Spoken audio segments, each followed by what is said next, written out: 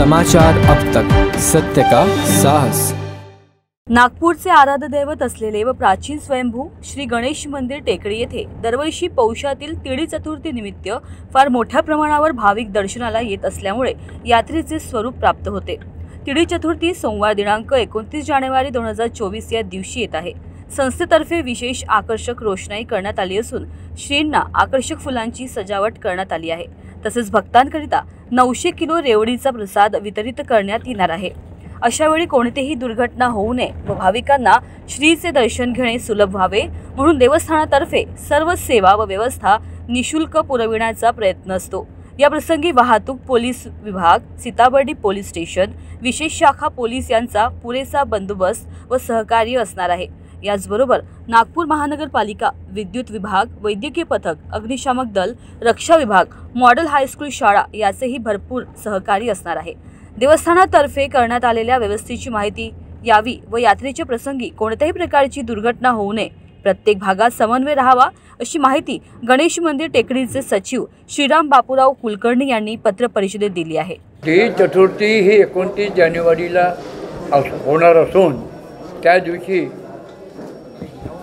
2.5 ते 3.5 किंवा जवळजवळ 3 लाख कमीत कमी भाविक दर्शनाला येतात आणि दर्शनाला आम्ही विशेष सोय केलेली आहे आणि स्त्री आणि पुरुष यांची वेगवेगळ्या दर्शनाची व्यवस्था केलेली आहे।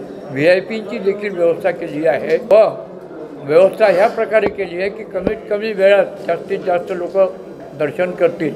त्यासाठी आम्ही नारळ पूजेचं जे साहित्य आहे तिथं आम्ही दरवाजावरच त्यांना जमा करायला सांगतो व फक्त स्वतःला मोकळं ठेवून त्यांनी आज प्रवेश करावा व नमस्कार करून श्रीला मनोभावे प्रार्थना करून पटकीने बाहेर निघावे, हा उद्देशाने आम्ही पूजेची सामग्री मनाई केली आहे आणायला।